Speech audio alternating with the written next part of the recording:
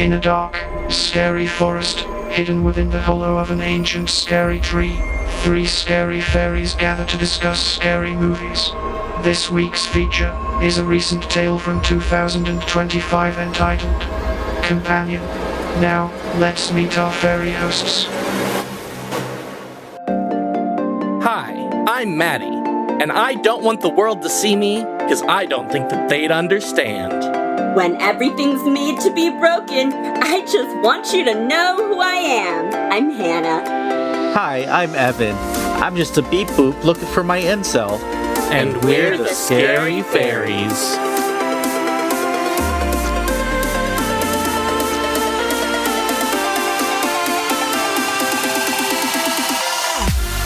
Hello, fellow fairy friends, and welcome to the podcast. Hi, everybody. How's it going? Hi, friends. How are you two doing today? Just dandy. I just really crammed the movie in this week. I saw it just a little bit ago, so it's real fresh in my mind. Excited to talk about it. Real fresh. How are you, Hannah? I'm doing okay. Hanging in there. Hanging in there.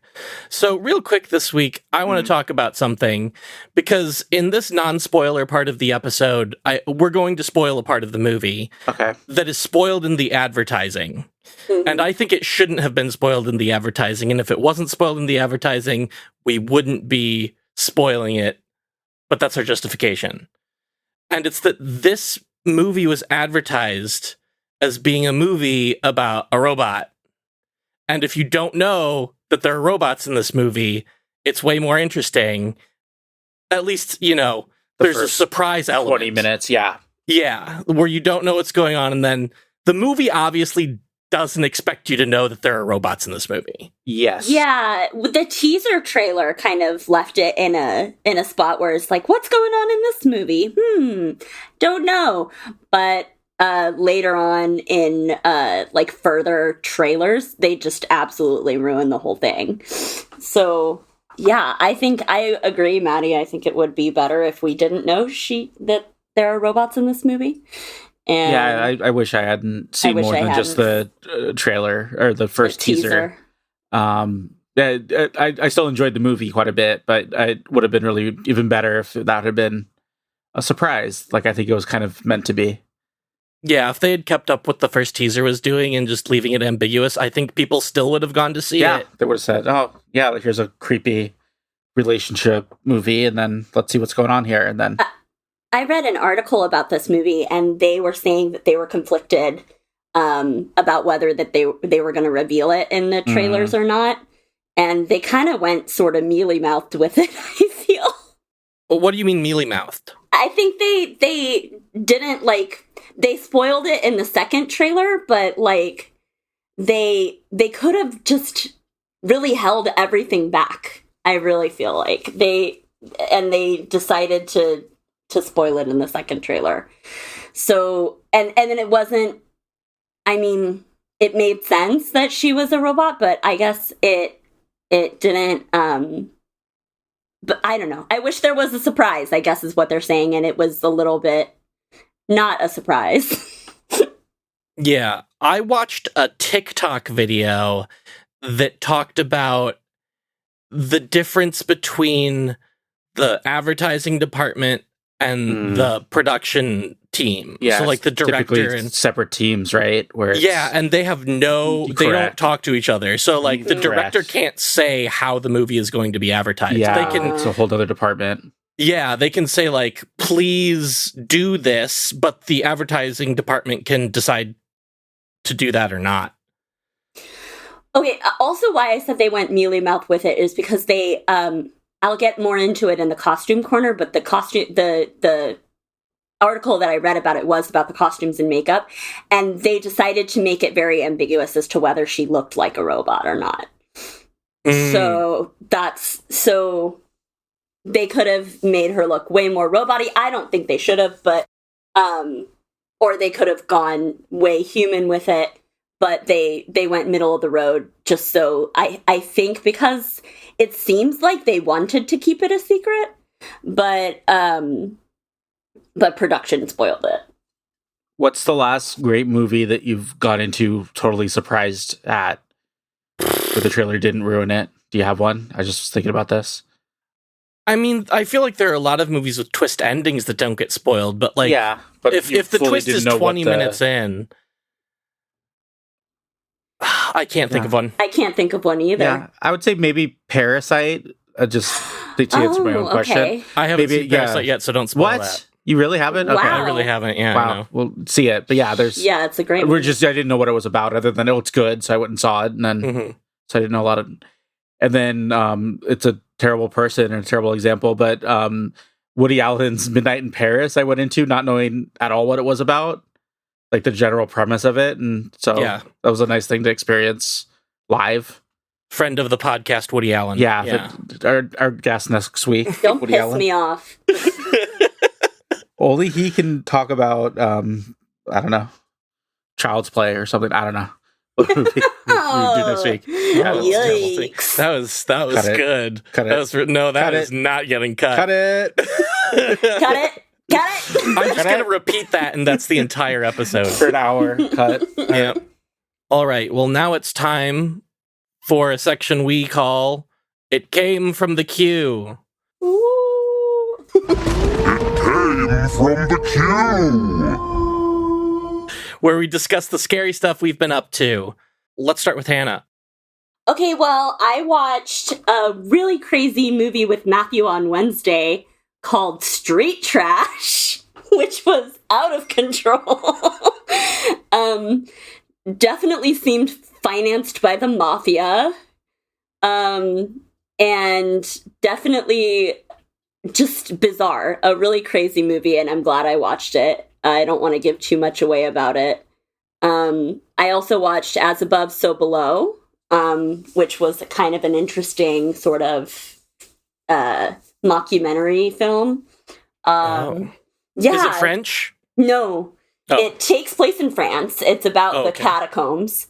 And just going into the catacombs and like seeing this urban archaeologist goes into the catacombs and wants to find something that her father was trying to find, and her father killed himself, and she's like trying to wrap up his legacy. And so it was really, I liked it. It was good. It scared me. And then I watched X-Tay Hair Extensions, which is a Japanese movie about an evil hair like that's growing off of an angry spirit of a young woman whose body was harvested for organs, so her hair is getting revenge. Interesting. I watched a movie like that a long time ago that was, I think, either Japanese or Korean, and it was about a woman who got a hair transplant, like from someone else's hair. Oh, wow. And the hair was possessed, and it started possessing her. Is it based on the one Treehouse of Horror episode of The Simpsons when Homer gets the jailbird's hair and it makes them murder people? Yes. Yes. In fact, that's what it was. That's what I was thinking of. I don't really have that much to report this week. I finished my horror store book, my IKEA haunted house book, and I enjoyed that. That was fun. I think it would make a fun movie or TV special, so I hope it gets adapted. Apparently it's been in the works. And then mostly just trying to catch up on Oscar movies, so not watching a lot of horror this week. How about you, Matty? Well, there are a lot of Oscar movies that are horror movies this year. Well, The Substance. Yeah, which I've seen. Yeah, and which I've seen already. But I guess I've seen all the ones that are out already. I think that's the most horror movies that's ever been nominated for. It is Oscars a pretty cool. That is awesome. Yeah, but they're also like I would say actual horror, and because the only other one that really ever gets cited is Silence of the Lambs, which is horror, but it's a little more thriller, I would say. But it just kind of gets named the horror movie that's won Best Picture. But this year, I think there's 2 actual horror movies, which is cool. Yeah. I got some news through Evan, actually.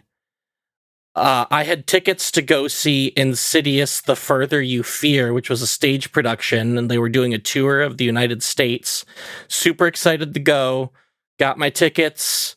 It was supposed to be a couple months away. The tour started and got terrible reviews, and they canceled the whole thing. So I guess I'm happy to get my money back. Yeah, absolutely. But that made me sad. However, I did see a live show which did not get canceled, and that was An Evening with Tim Curry and Peaches Christ in San Francisco, which was fantastic. A bunch of drag performances to different parts of Tim Curry's career. They did some of Tim Curry's songs that he released, and then a lot of Rocky Horror Picture Show stuff. Tim Curry was there. He makes very few public appearances nowadays after he had a stroke. Yeah. But he was very, bright and aware, and it was really great to see him. I don't know if I'll ever get a chance to see him ever again. So that was a lot of fun. Did you have a favorite number? Yes, my favorite number was to the song that he sings in Fern Gully as the black smog. Hexus, baby. Yeah, Hexus. And there was a person dressed up as Hexus. There were actually two, because there was a costume contest as well. And Hexus was one of the people who got selected. But the performance was based around it. So they performed parts of it, like Pennywise sang the song and did the dance, and there were a bunch of people with spider legs to make the spider creature. It was really cool. Very cool. He has aphasia, does he not? I just know that he had a stroke. That's all I know. If he has a tough time talking, he probably has some type of aphasia. Yeah, he had a tough time talking. I mean, he spoke well. Yeah. But he definitely paused a lot. Mm-hmm. There were a lot of long pauses, and you could tell that he was either thinking or trying to get the words out. But then he would say multiple sentences, and you could tell that he was aware. Yeah, sounds like Broca's aphasia. I'm a speech pathologist, so I'm interested in these things. Worked with people who had aphasia. Very interesting. Yeah. So now we come to that part of the show called Similar Screams. Similar Screams. Where we discuss other movies like the one we just watched, and we have a special way that we're doing. What's a special edition? Let's call it. We have a special edition of Similar Screams today, where we will be doing a snake draft of robot horror or horror adjacent movies. So we each are going to try to pick our 3 favorite horror movies, but once one of us picks one, it's gone. It's a table. So a snake draft goes like this. I did a random roll for what order we go in, and it's going to be Hannah, then Evan, then Matty, which is me. Great. So a snake draft will go Hannah, Evan, me, Evan, Hannah, Evan, me. Yes. Back and forth. Yes. So I think I know the answer to this question, but Hannah, what's your first pick? You know that it's Megan. I called Megan immediately, and then I was told that that's not how drafts work. It's not, but you got your wish anyways. I got my wish anyway. Megan is a movie about a woman who makes toys, and she is working on a prototype of a companion robot, and her niece's her sister passes away, and she has to take in her niece, and rather than parenting her niece, she gives her this doll, Megan, who proceeds to parent for her, and shenanigans ensue. Yeah, it's a great pick. I think that it's an obvious pick. if I went first, that's what I would have picked. Yeah. Did you guys see the teaser just dropped for the second one? No. Right before No. this return. Oh Yeah, my it's gosh. not much. It's not much, but it's a little peek of our good friend Megan comes back. Exciting. Very So, exciting stuff. excited times. What a time Evan. to be alive. What a time. You know, there's thousands of years of history and we're alive the same time as Megan, so we should be thankful every day. Every day. I'm going to say for my first pick, since Megan is off the table, I'm going to take Terminator 2 specifically.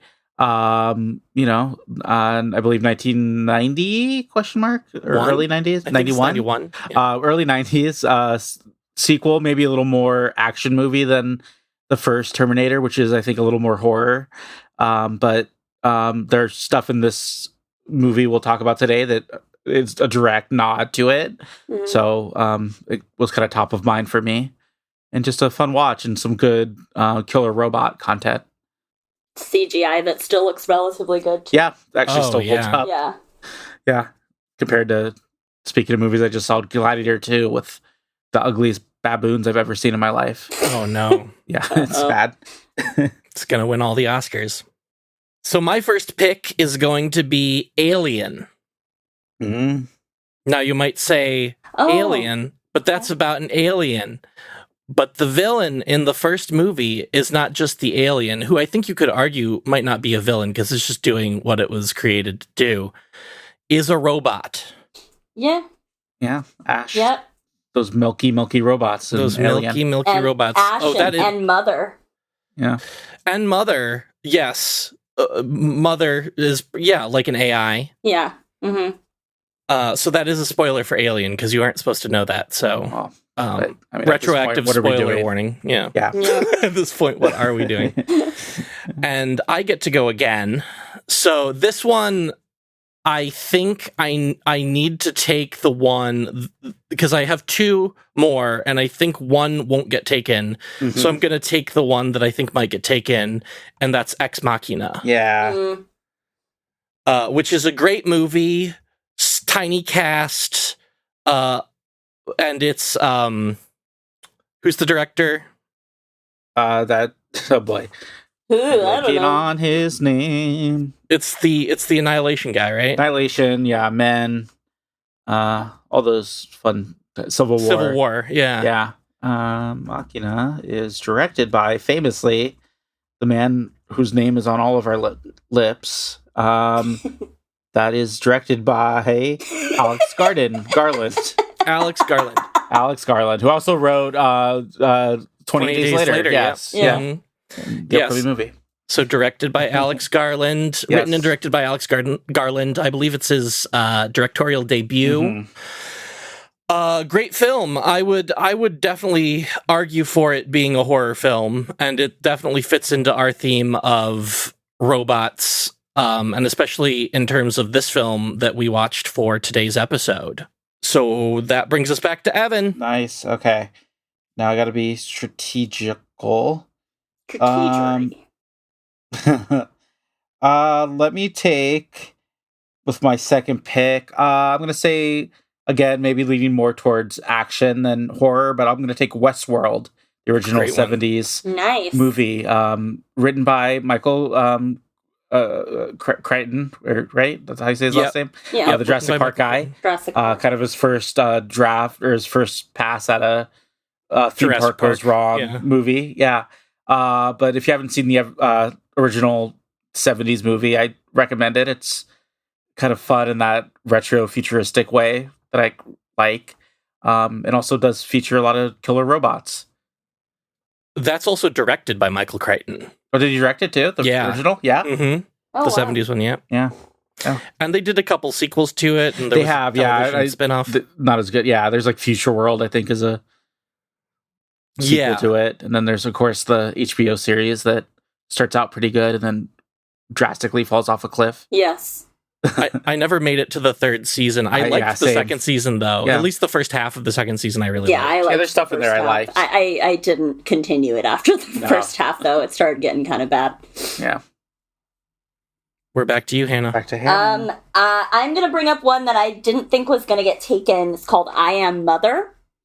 And I'm not sure who directed it, but it's got Hilary Swank in it, and it is a movie about a little girl who is in in kind of a lab being raised by a robot. And she slowly realizes that she is a clone, and that there have been several iterations of her, and that the robots are trying to repopulate the world with humans, ostensibly humans that might make better decisions than the humans that they already destroyed and would be better slaves. Now, is that a spoiler, or is that just the beginning of the movie? Might be a spoiler. But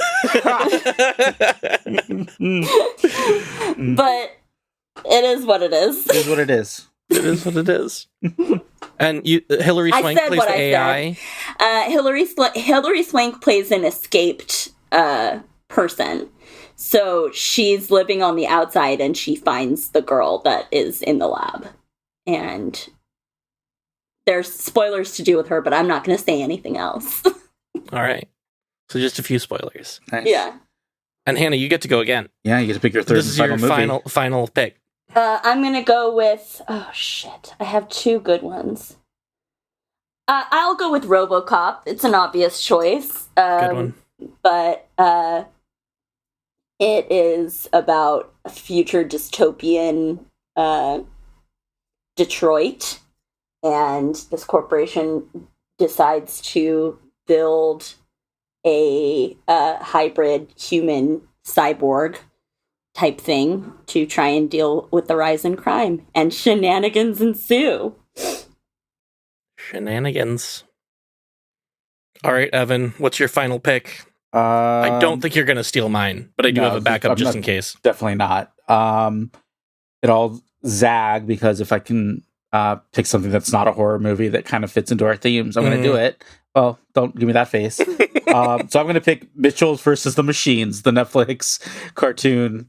That's great. It's not horror. It's funny, but it's very well done. And I think it falls into our parameters. Yeah, and it's about AI taking over and beating scary monsters that are going to take over the world.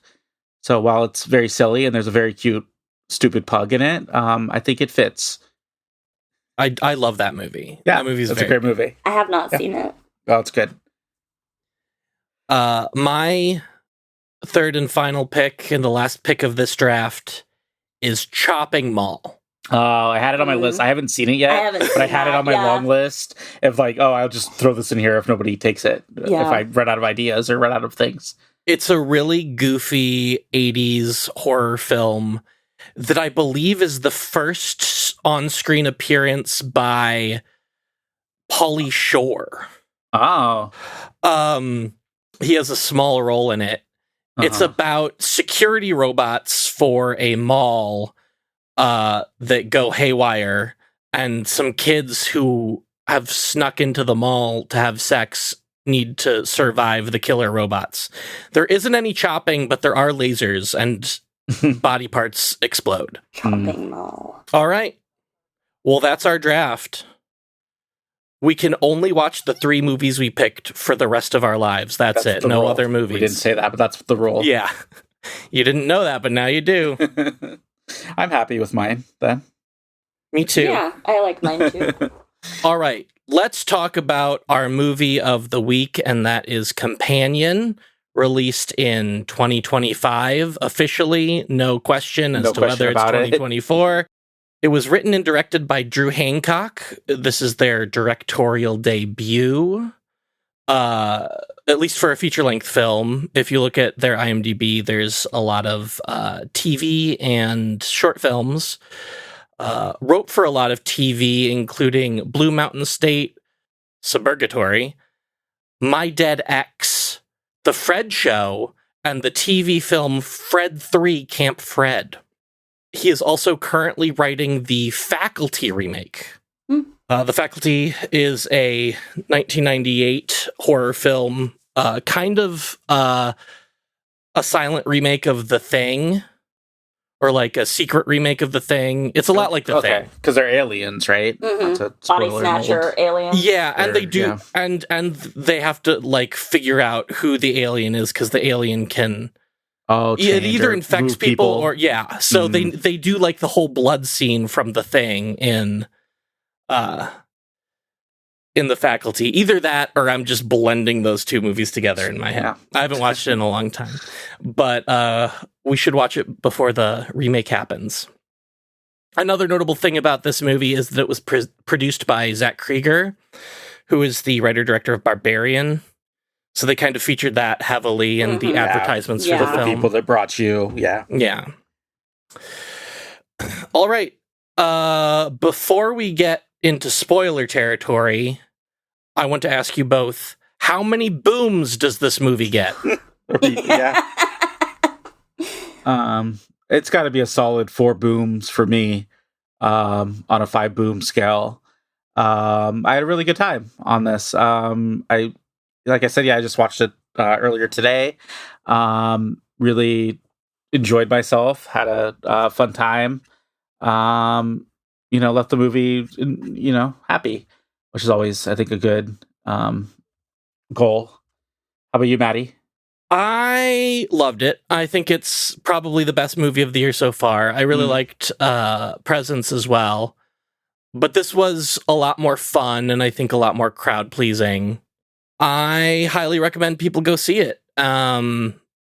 We've already given away one of the spoilers, but I think... the trailer.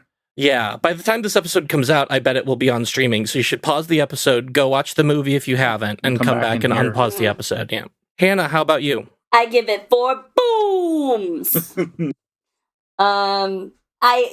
movie is my jam. I really enjoyed it. I love a funny, irreverent horror movie. And I really thought it was super fun. Great. Well, now we're entering spoiler territory. Warning, you are now entering spoiler territory. So let's start at the very beginning, a very good place to start. So we open with a voiceover from our lead actress. The character is Iris, describing life being like a black shroud, but the fact that life is a black shroud is a good thing because it makes the parts that like lift the shroud all the more special. And there's like slow-mo footage of her in a supermarket. Grocery store. Yeah, supermarket. Yeah. Wearing a great outfit. Yeah, all the outfits of hers are wonderful. Nice. I'll talk about it more in Costume Corner. And there's a meet cute between Iris and I forget what fuckboy's name is. Josh. How dare you? No. The character's name Josh. Josh, played by Jack Quaid. Yeah, played by Jack Quaid, and he tries to grab an orange, and all the oranges fall. Yep, and she describes that as what is it? There are 2 times I felt truly happy. First, the day I met Josh. Second, the day I killed him. Perfect. Yeah. Nice. So there are 2 times she's felt truly happy, and this is one of them. And then she wakes up in a car, and we see Josh doing something on his phone and then putting it away. Oh, yes, we do. Did you notice that? Yeah. No. Well, mostly I noticed that he was on his phone because I was like, who's driving? And then I was like, wait, is it a self-driving car? Which it kind of is. It's a little semi-futuristic where it's kind of doing the her thing of like, this is in the future, quote unquote, but not the far future. It's like future, a couple years from now where a car could drive itself. We're in the her year. Mm-hmm. Mm-hmm. So I know, because of my girlfriend told me that. I'll introduce you to her sometime.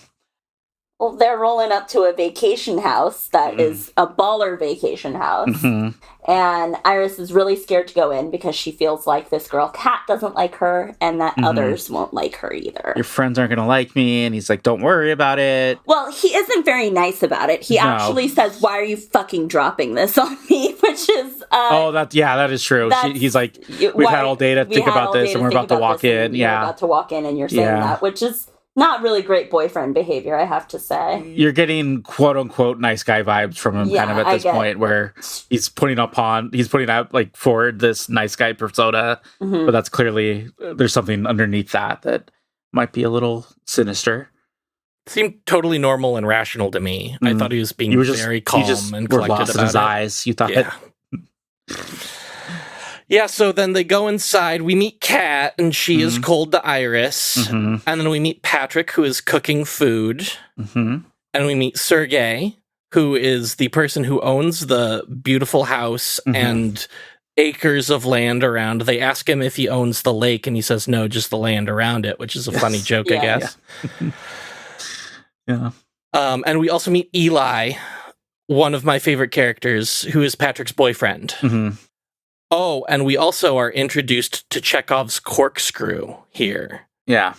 You really it's also in the trailer. I did not notice that at all. And then this very fancy very wine automatic corker, that's automatic and pulls it out. Yeah, and if they introduce a corkscrew in the first act, it's going to come back. That's the rule. So Iris, I think this is when she goes to shower. She's kind of feeling uncomfortable. And we see her unpacking, and there's a strange metal object in their luggage. Did you guys clock that? Yeah. Yes, I did. It was it's like a USB little looking flash thing. Drive. Yeah. Yeah, I wasn't sure what it was at first, but we definitely learn There's something later in there. what that is. Yeah. And then they have a nice little dinner, right? Yeah, everyone's being really bit of a dance, nice. too. Yeah. Patrick tells this really charming story of how him and Eli met. He tells the story about how they were at a party, a costume party. He was dressed as a vampire. He's at the kind of the appetizer table trying to get a carrot, and hears a voice saying, "You're standing on my tail." And Eli's dressed as a dinosaur, and he pulls his head off, or his dinosaur head off, and Patrick says he's the most attractive person I've ever seen in my life, and they've been in love ever since. You my little boot thing. Yeah. We don't see that yet. We don't see it happen yet. We just hear the story. Oh, they don't have that part of it yet? I don't think so. I think that's later. Oh, that's later. Yeah. That's right. So what were your first impressions of all the other people in this house? I knew at least one other person was a robot. Okay. I didn't. I didn't cotton onto that at all. I mean, I did, all due respect to all these actors, I did think, because Patrick is very, fit and very, conventionally attractive. And Eli's played by Guillermo from What We Do in the Shadows. And they're very cute together, but right off the bat, you kind of get a sense of they're a couple. That's interesting. Yeah. And Patrick seems like head over heels in love. It's not just they're a casual couple. Patrick seems obsessed with them from the start. Yeah. So that was my first little. I thought something was a little off, but I at no point. Yeah, no, I definitely was no, attractive people people. He's funny, or they have a good personality. He's funny, he's a sweet guy, and I wouldn't have suspected that someone else was a robot if I didn't know that this movie was about robots. At least one robot, Yeah, so I knew that there was one robot, and I knew it was Iris. Where there's one robot, there's always more. Yeah, I knew at least one other person was a sex robot. Sex robot.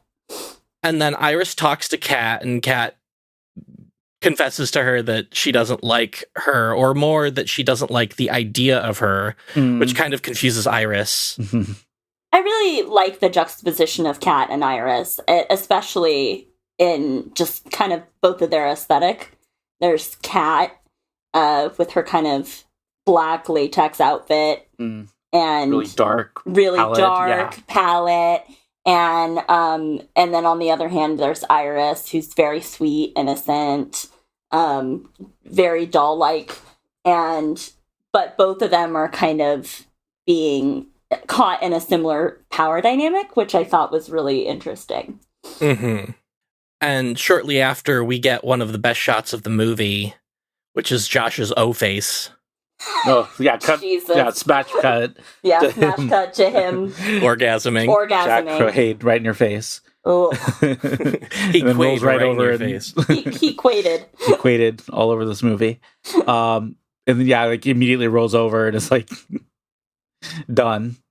Yeah, and there were some shocked noises from our audience when he was like, Iris, go to sleep, and then it like cuts. Because apparently some people in our audience didn't know that she was a robot. Because if you know that she's a robot, the way he's talking to her makes sense. If you don't know that, it's like, oh my god, this person's terrible. Yeah. It starts out very much just introducing the new girlfriend to your friends, and will they like her or not? But also, is this a good relationship or not? So again, going back to what we were talking about, I would have preferred to not known that going in. I think it would have been a fun reveal, because it really does, I think, a good job of a little bit of a misdirect where it's you clearly know something's going on, but until he fully says go to sleep or whatever, that her eyes go white. Her eyes go white. We don't know that that's what's going on. Well, yeah, but not first something happens. This time. Yes, this time when he says go to sleep, it cuts to black before we see her eyes. Yeah, I didn't clock that. I have to watch this again. That's interesting. Yeah, so we don't see her eyes go white then. We see them go white the second time he says it, which is in a little bit. Yes. So they wake up the next morning, and Josh is acting kind of weird, telling Iris to go to the lake, the beach by the lake, alone, that he wants to stay back. Yeah. And he's being really shady. Together. You like just watched this movie. You didn't have enough time to digest it. Yeah. I haven't had time to think back through the movie. And while she's at the beach, Sergei shows up and begins to talk to her, and then who's already had kind of like creepy vibes. Who's already had creepy vibes. But he's kind of older than the rest of them, is the impression I got. Yeah. He's kind of clearly has money because it's his house, so it's very much. He talks about earlier. He says something, or Kat says something about how he's married. She is just the side piece. She's the side piece. The mistress. So right away we kind of don't trust Sergei and what he's up to. Mm-hmm.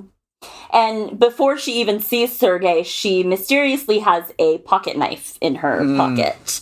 And she's looking at the pocket knife and kind of flipping it over in her hand when Sergei comes over and says, "Can you rub suntan lotion on me?" And that's a hard no for me, dog.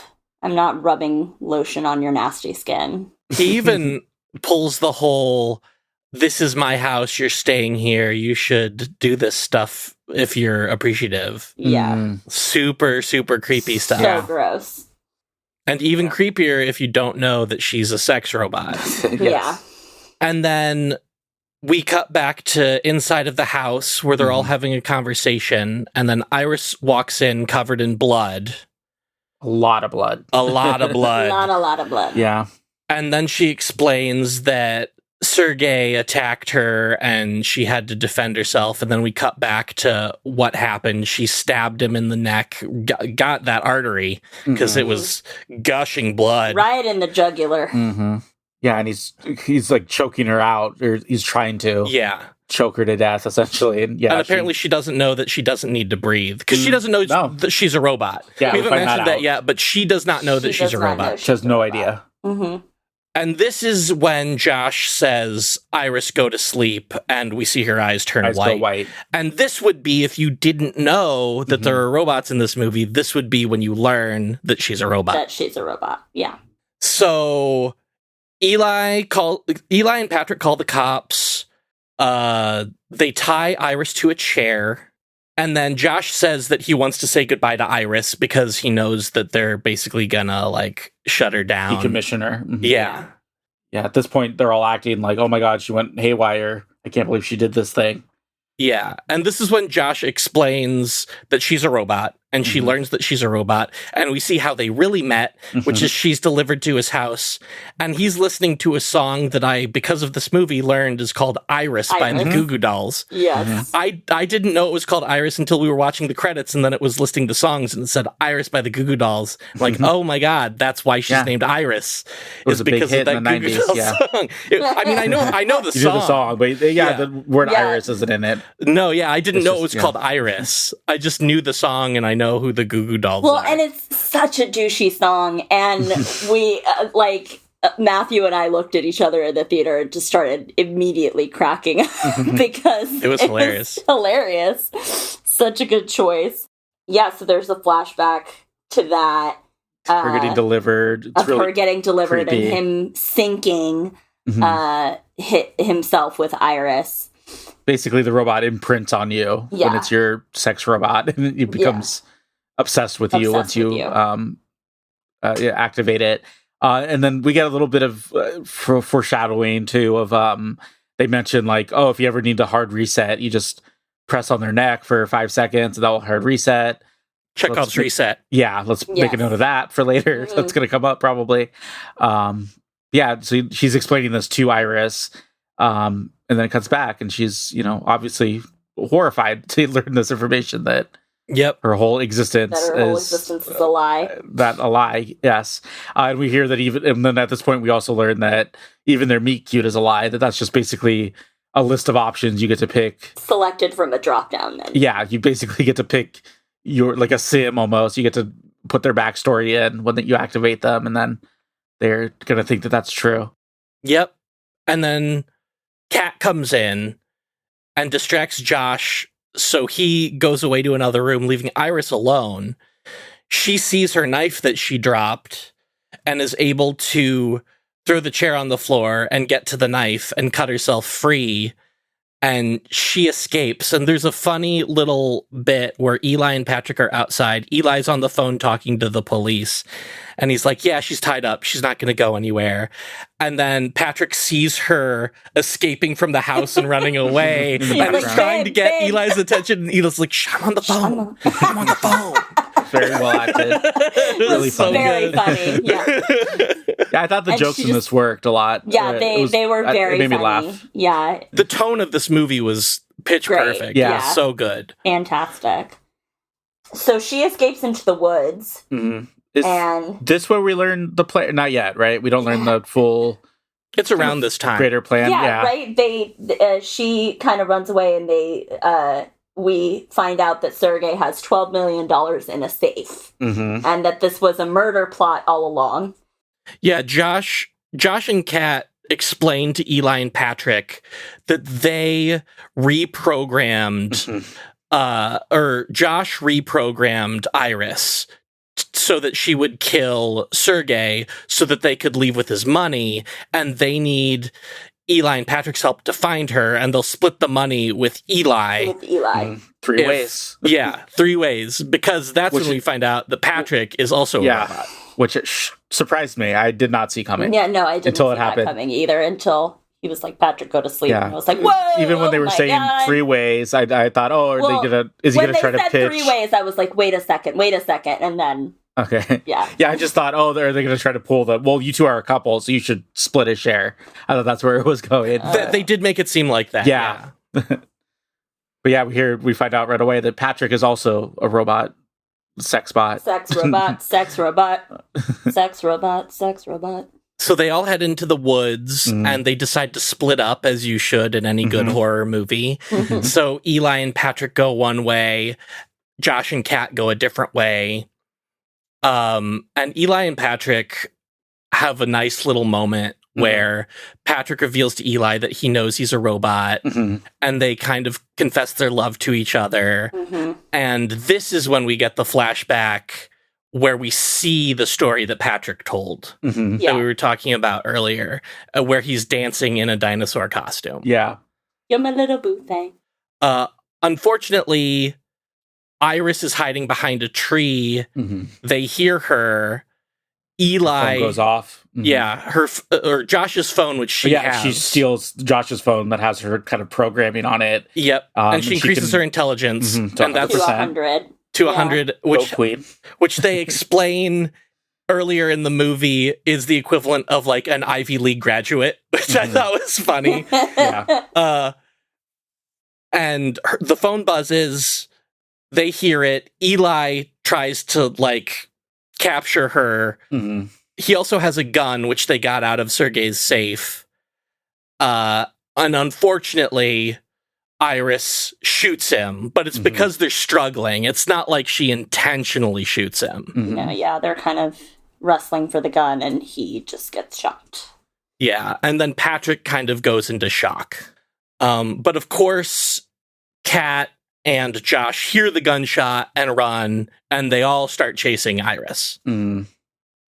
Yeah, at first they're just trying to get close enough to voice command, shut her down. But she deactivates that once she has the phone, so that even when they catch up to her, Josh is yelling, sleep, go to sleep, Iris, and it doesn't work. Yep. And now they have to actually catch her. I missed that she deactivated that. Yeah, she switches when the settings she switch. Yeah. Oh, also when she's messing with her settings, there's a fun bit of she can change her voice too, which becomes important. Which is about to become important. Yeah.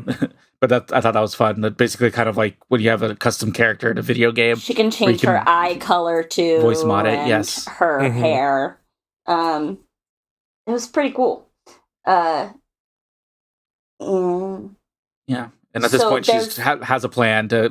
she tries kind of to make a plan. She runs through 3 different scenarios. Yeah, first she's like, let me... One where she's going to hitchhike. Another one where she's going to try and walk home, but Josh shoots her right when she gets back. And then the third one being, I'm going to get in the car and try to drive home.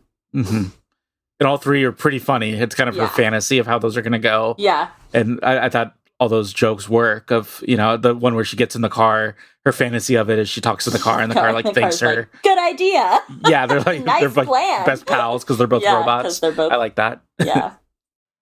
Yeah, so she gets chased to the car. She decides on the car plan. She gets chased to the car. Yeah. Locks it, and then Josh is trying to get into her, and the car won't respond to her because it only responds to Josh, but this is where she plays with the voice settings to make her voice sound like Josh, because it's got like 3 settings. It's like pitch, timbre, and something else, so you can really customize it, and she makes it into Josh's voice, and she's able to drive away. But Josh reports the car stolen, and the car slows down and locks her inside. And yes, and he's able to report her stolen by using Sergei's phone, and he knows the password to Sergei's phone because it's Stalin's birthday. That's his password to everything. It's really good joke, and he obviously doesn't. He's like, "What the hell is his birthday?" And then he looks on the shelf and finds like a Stalin book biography. Yep, I thought a good joke. I thought really good. This is fun. Yep, and then an unrelated police officer, or seemingly unrelated police officer, sees Iris trying to escape the car. And she ends up being able to break through the window, but the cop's there and stops her. And her, being smart, turns her language setting to German because she cannot lie. This is something else we haven't mentioned, is that the robots cannot lie. Yeah. So she changes her language to German so that when she answers the police officer's questions, he doesn't understand what she's saying. Right. Which is a fun little scene. Yeah. And because she absolutely confesses to everything that she's done, but it's all in German. So the cop just is like, oh, okay. And at the same time, Josh is reprogramming Patrick to be in love with him. Factory reset, He does the factory reset behind the ear, Chekhov's factory reset. And he jailbreaks Patrick the same way he jailbroke Iris to get her to commit murder. And he turns Patrick's aggression all the way up to 100%. And we see Patrick coming up behind the police officer, and Iris is trying to warn him, but she's only speaking in German. And he smashes that guy's face. Repeatedly. It is a hole by by the time he's done. It's not great. Yep, and then he grabs Iris and takes her back to the house. Yeah, they cuts back to the house. There's the police car's driving up at first. Josh and Kat are like, oh no, what now? But then they see it's Patrick in the police car with Iris, and then they say, well, what happened to the police officer? He's in the trunk. Yeah, and then we see his face again, and it's beat to a pulp. It's not less beaten to a pulp. Yeah. Yeah, and Kat doesn't really dig what's going on, so she's going to leave with her half of the money, but Josh doesn't like that. And he tells Patrick to stop her from leaving, and Patrick's aggression is at 100%, so he stabs her in the back with a knife. Yeah. Now she's dead. And too. now she's dead too. Yeah, and she has a nice little dying scene where she just kind of sits on the couch and dies. Right. I like a kind of a disappointed dying scene. Yeah. Like she's not even mad about it. She's kind of like, oh, I'm kind of annoyed. God damn it. Yeah, she's kind of annoyed at the whole thing. It's yeah. I also like her affinity for Xanax. Yes. Yeah. Earlier she said they give her 2 Xanax. She's like, they offered me Xanax. I wasn't gonna not take it. Yeah, I'm not gonna take made me laugh. Xanax. Made me laugh. So Josh decides that now he's going to tie her up, and he has a little date night set up for them. date night set up for them, and he adjusts her intelligence to 0, and makes her put her hand over a candle and burns up her hand all the way to her wrist as she cries, and he tortures her. Yeah. Well, and he goes specifically full incel at this point, basically. Yeah, and he specifically says he does this because earlier he asks her if she can feel pain, and she says yes. Yeah. So he brings that back up in this scene, and he's like, you said you can feel pain, so let's test that. Try it out. Burn your arm off. This is the teaser, basically, that we got originally. This scene. Yeah. Right. Which, when you don't know the context of it, it's like, what's going on? Yeah, is he eating people? Yeah, I don't know what's going on, because it's just a fancy meal in this mind control, demons, what's going on? Yeah. And I thought I like the turn that Jack Quaid took from Mr. Nice Guy to incel extraordinaire. Yeah. He's done it in other places, but other movies that I think he's good at it. Oh yeah, he's got range. Yeah, he got range. And, just in general, he's just he seems like a nice guy in general. Whenever you see him on interviews or podcasts, he's very charming and nice. He was on recently. He seemed nice on that. Yeah, he always it seems like he has a good sense of humor and is a nice guy. So it's just always fun when he takes that turn and goes full like mask off, evil. Yeah, douchebag guy. Here he gives Iris a gun and tells her to shoot herself, and she struggles and she says no right before she pulls the trigger. Right before she pulls the trigger and blows her like blue liquid brains out. Yeah, great shot. Love that. Shot. Yeah, you see like the light, like her head lights up as it goes through. Yeah, it's really good. And then 2 workers from the company that make these robots arrive. Empathics. Yeah. Well, this episode is brought to you by Empathics, so we're being sponsored. Just trying to help. They basically are like placating him as he tells his story, which even as he's saying it, I think he questions the plausibility of it, because at one point he's like, that makes sense, right? Yeah. Or something like that. Yeah. But the worker kind of doesn't give away, and he's just like, all right, well, yeah, we're not here to investigate you. We're just here to pick up the faulty thing. So sorry this happened.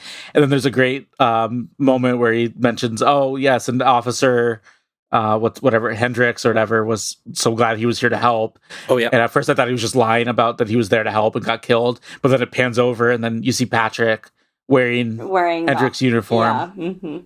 Yeah. Again, giving me very Terminator 2 vibes. And also, apparently that character's named Patrick as a homage to Robert Patrick, the guy that plays the Terminator in Terminator 2. I was just reading that as a trivia fact, so nice. Fun I just fact. put that together. Yeah. Fun. And then it's also revealed that they have access to everything that Iris has ever seen, and Josh says, but she blew her brains out. And they reveal that the brain is just for like Wi-Fi and stuff. Yeah. All of her like important stuff, like her hard drive and stuff like that, are all kind of like in her stomach uterus area. Yeah, so don't worry about it. We're just going to get it rebooted, and we'll figure it all out. We'll see everything that happened. Yeah, and I think it's quite funny twist. He's like, oh shit, and then they walk away, and he's like, so what do you? Teddy asks the other man, I forget what the other empathic guy's name is. So what do you think about this? He's like, oh, he totally modded her. They're fucked. Yeah, which I thought was like this happens all the time. Yeah, this happens all the time. Yeah, but then Patrick is blocking the van, and one of the two workers recognizes him as an old model right before he gets shot and killed. Right. And then the other worker manages to escape the van, but is hunted down by Patrick. Yeah, and then but at this point we see that Iris is in the back of the van getting rebooted. Right at this moment. Yep. The timing works out perfectly that she goes back online, right? And just in time to save the worker Teddy from Patrick. Yep. Patrick is about to shoot the worker, and then we see Iris come up. However, because Iris has rebooted, she now can't hurt anything. Yeah. So she tries to shock him. Shock him. They have like cattle prods in the back of the van that she grabbed. But she can't. But she kind of tries to remind Patrick of his, for lack of a better word, humanity, and reminds him of Eli, and he's able to access that information. Yeah, she tells him, like, you're not in love with Josh. He's using you. He basically rebooted you and corrupted you, and kind of tries to relate to him on a robot-to-robot level of like, hey, isn't this fucked up? What these humans do to us? Eli's the one that you loved, and Eli's the one that treated you well, and then he remembers Eli and promptly kills himself. By sticking the cattle prod in his mouth. Yes. And then, luckily, that worker survived because he basically gives Iris her autonomy, and she is no longer controlled. She is the master of her own destiny now, and returns to Josh. And there's a big kerfuffle where they are like fighting each other. And this is where Chekhov's corkscrew comes back. It looks bad for Iris. Josh has the upper hand, but she grabs that corkscrew and shoves it right into his brain. Got him. And I really like that it takes its time. It takes a couple of seconds for it to work. The corkscrews, you have this really... As it turns, you kind of see it goes into his head. Its time. It's so gross. Well, and his eye goes like cross-eyed. And the side that it's going in on, it's great. And I think you see like blood pooling in his eye socket too. It's great. It was a good kill. It was a good moment. Very simple. I loved it. Yeah, very nice. And she takes Sergei's Mustang, beautiful 60s Mustang. Fills up a suitcase full of that cash. Fills up a suitcase full of that sweet, sweet moolah, and she's now free and hits the road. And first she showers, and then peels off her hand. And peels off her hand, yes. Yeah. Another Terminator reference. Yeah. She pulls off her She gets a full robot hand. Yeah. Yeah. And she's starting to hit the road. Free now. We start to roll the credits, but as the credits are rolling, we see little glimpses of her on the road. And then she's driving and she pulls up alongside this car, and there's clearly this like douchebag businessman with another model of her essentially next to him. Very 60s. This one is super 60s. Very styled, very fembot.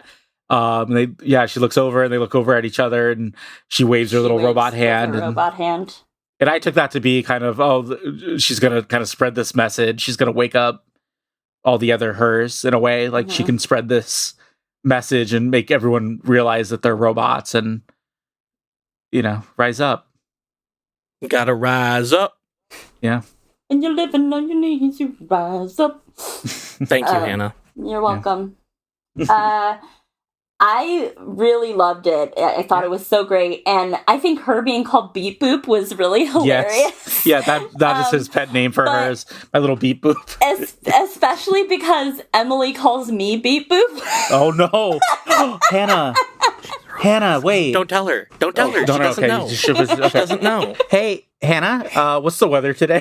It is currently... That's funny. Yeah, so I'm a robot, and Oh no, she figured it I out. found out through this movie. Oh no. Oh no. And you guys are fucking dead. But we've been nice to you, and we have a podcast. Oh, well, maybe I'll In a way, though, making you do a podcast is the most humiliating, degrading thing we could be doing to you. Degrading. So That's true. we're the first to go. Oh, I forgot. I have to go. Oh, but if you guys want to come with me, you can. Do you guys want to come? Where are you heading? Where are we going? Why don't we all take a little trip to Hannah's costume corner? Hannah's costume corner. Hey! Oh. You're my little boo thing. Okay, so Vanessa Porter is the costume designer for this movie. Joshua first did the hair. Sasha Grossman did the makeup.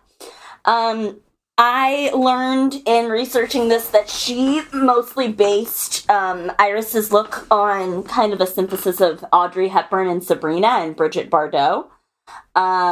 Brigitte Bardot for the headband and kind of the hair, and Audrey Hepburn for the look, the very kind of doll-like, cutesy look.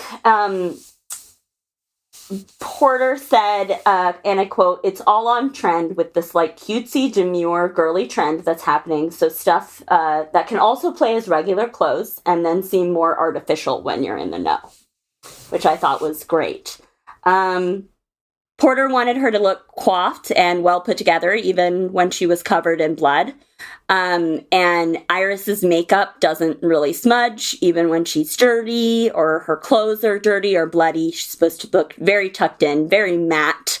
The makeup itself is very matte. I see a lot of use of powder, a lot of cream lipstick, probably bullet lipsticks, and whereas Kat is wearing a lip liner, a brown lip liner with a gloss, or possibly lip oil.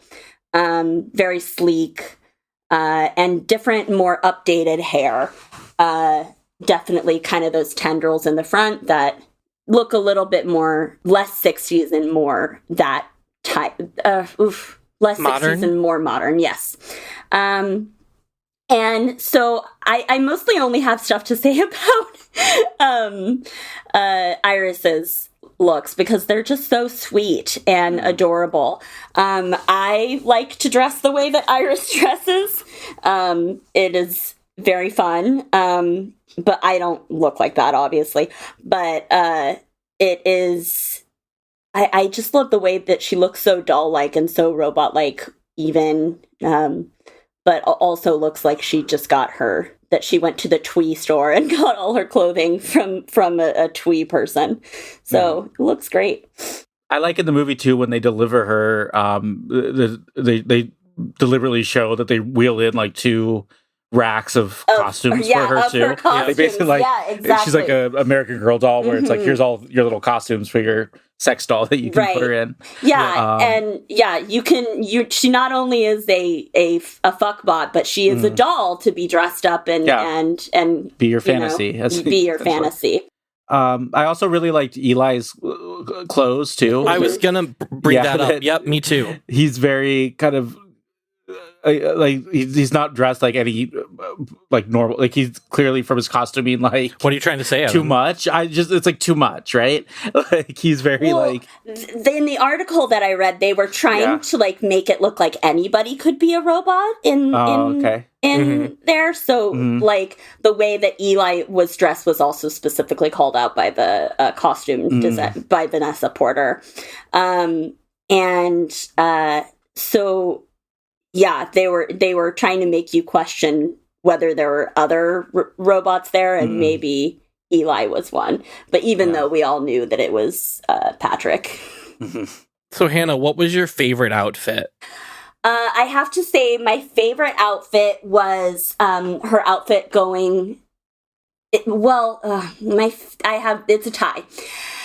The outfit that she wears out to the lake before she kills Sergei, those Keds, are so great. and her kind of it's not gingham, but like plaid, soft plaid shorts that are pink and yellow and blue.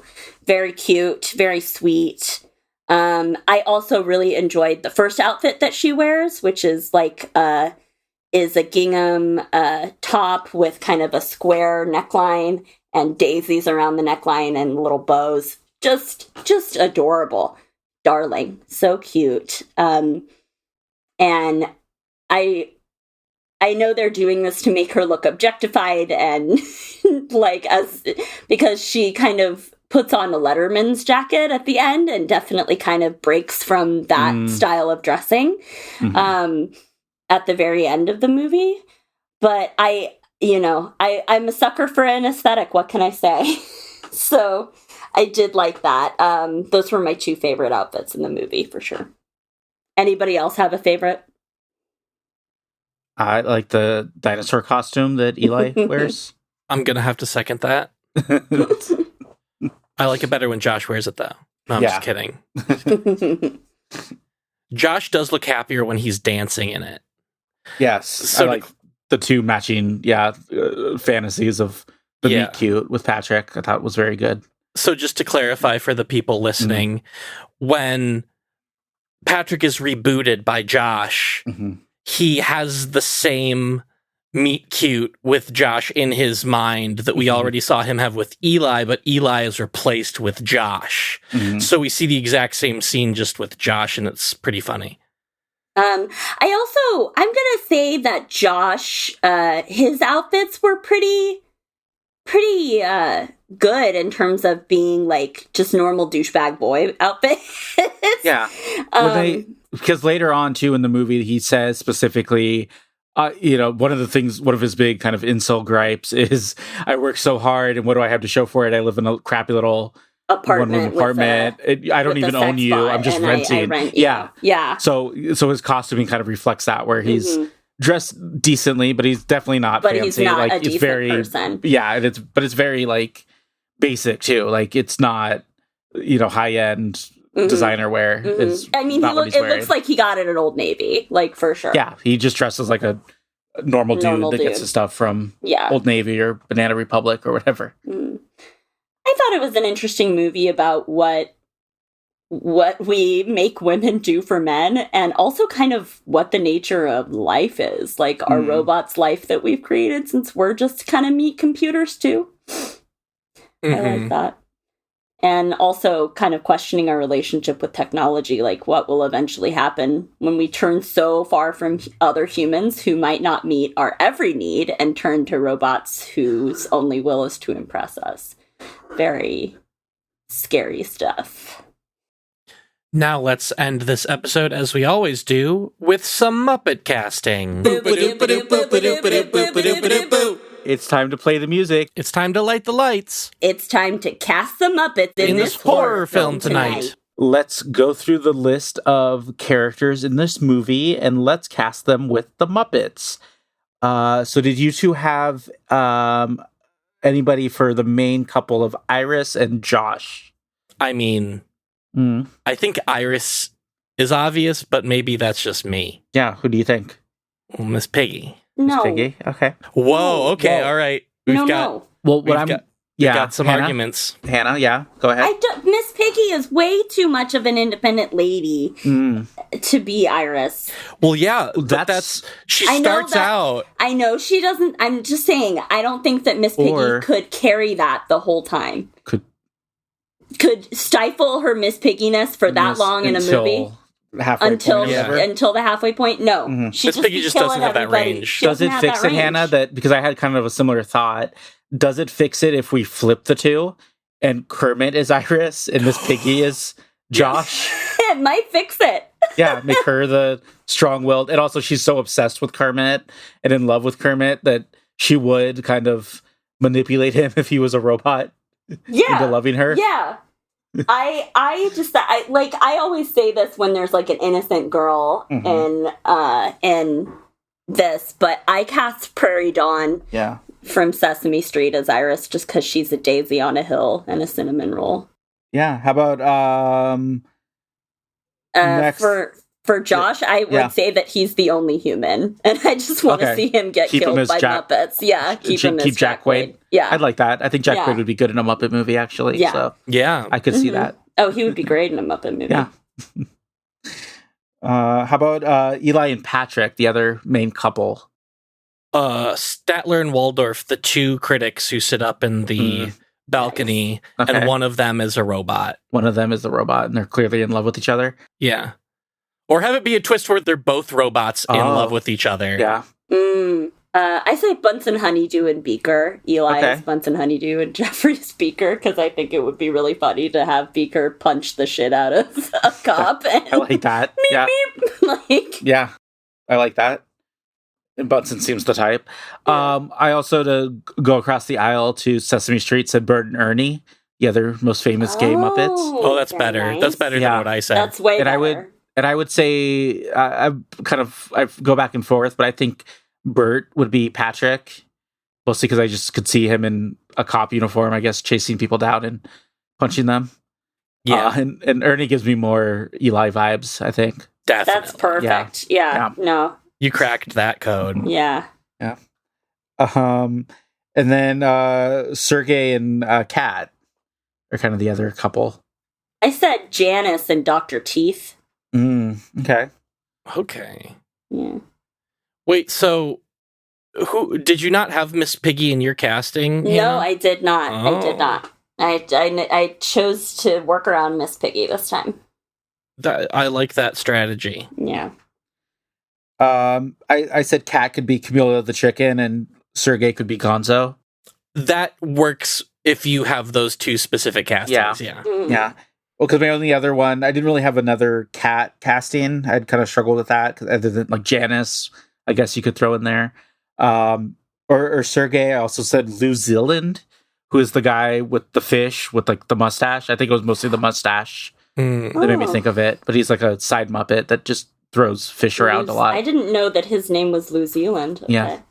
These are the things you learn on this podcast. How about for Sergey, we have Tim Curry. Oh, yeah. Officially a Muppet. He's officially one of the Muppets you can always cast. Yes. Yep. That's good. I like that. Smashing. Yeah. And I guess all that's left is the cop and the two... Yeah, the two workers. IT workers, yeah. Yeah. Maybe the IT workers for me could be Honeydew and Beaker. Perfect, yeah. They can come... Yeah. I don't know who... Beaker is the one who survives. He's the one that survives. Yeah. Yeah, Honeydew gets shot. And then the cop... Sam the Eagle is always an easy one for any authority figure.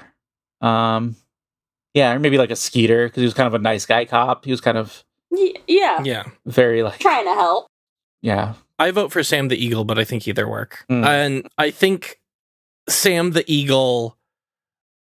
his face getting punched in would be more jarring because of that big beak. Yeah. It could be like crooked, like a cartoon. Yeah. Or just like totally inverted. Just inside the face, yeah. All right. Well, does anyone have any closing comments? Fun movie. Loved it. Fun time. Yeah. Maybe you want to go out and get myself a sex robot. That's the point of the movie, right? Was that what we were supposed to take away? That's what I took away. How cool it would be to have a sex robot. I think it'd be pretty cool. Yeah. I think there'd be no downsides to it. That's what I learned from this movie. Hannah doesn't want it because she is the sex robot. She is the robot, yeah. It's like, come on, it's guys. Like she just discovered. Sex robots aren't cool. Look to your right. If one of you will be a sex robot. It's me. Yeah. All right. Well, until next time, bye. Bye. Thank you for listening to Scary Fairies, a podcast where three fairies discuss scary movies. You can write to the fairies at scaryfairiespod@gmail.com. Tell us what you think of the show, or ask us a question and we may read it on air.